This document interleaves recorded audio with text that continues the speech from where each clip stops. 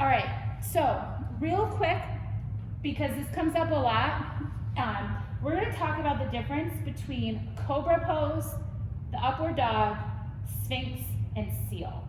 So if you wanna come down like you would for that Cobra pose. So you can see T's here, she's on her belly, her legs are shooting out nice and long, everything's resting on the ground, her hands are underneath her shoulders. She is going to take an inhale and she's going to start to bring her neck and her head and her shoulder girdle up off the ground. Her legs are staying on the ground. Her toes are uncurled. She's on the tops of her feet. You can see she's lifted her hands slightly to give herself a little bit more of a challenge here. This is that Cobra pose. Everything's on the ground except the shoulder girdle, the neck, and the head. And she's looking straight out in front of her towards the door here. So let's come into upward dog. So upward dog, which I think we demoed for you guys the other day. Shoulders, elbows, wrists, nice and stacked. Her thighs are off the ground. Her knees are off the ground. Her shins are off the ground. The tops of her feet are on the ground. She's got this nice curve here. She's pushing through her chest to get that chest open, shoulders away from the ears. Again, she's still looking out. This is that upward dog. So again, the difference is between being flat on the ground with only the shoulder girdle, head, and neck off the ground, or only having really your hands and the tops of your feet on the ground.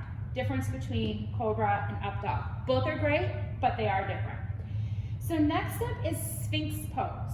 So Sphinx starts out on your belly, just like so, just like you would, almost going into a Cobra. The difference here, instead of your hands underneath your shoulders, your elbows are underneath your shoulders, and your hands are making that nice 11, nice railroad tracks, whatever method of remembering that you got.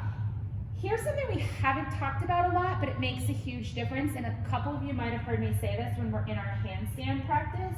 She's got these starfish hands, we call them. All of her fingers are open and separated. I can jump between them all. Having those starfish hands in all of the poses where your hands are on the ground gives you more surface area. Your hands are typically smaller than your feet. You want to separate them and use them, so she's got them all separated. Do you feel like you have even distribution in the hands right now? Yeah, you're not like leaning on them or anything like that.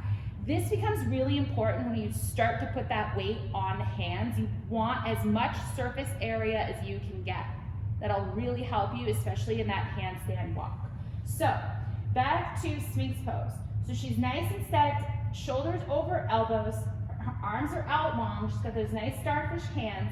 Again, belly, hips, thighs, toes are all on the ground.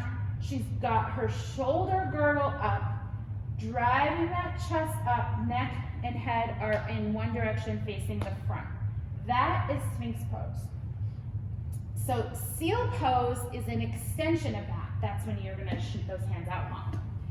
So the difference between Sphinx and seal pose, you can see her elbows are no longer underneath her shoulders. She's got a nice line between shoulder, elbow, wrist here, nice extension, which is giving her deeper back bend.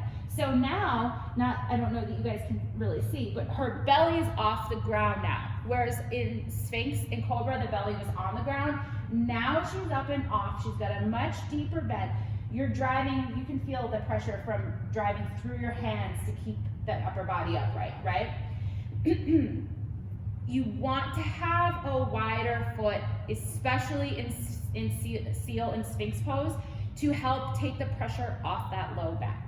But those are the differences between the Cobra, the upward dog, the Sphinx, and the seal. They're all great, but they are all different, so you are gonna feel different things in your body.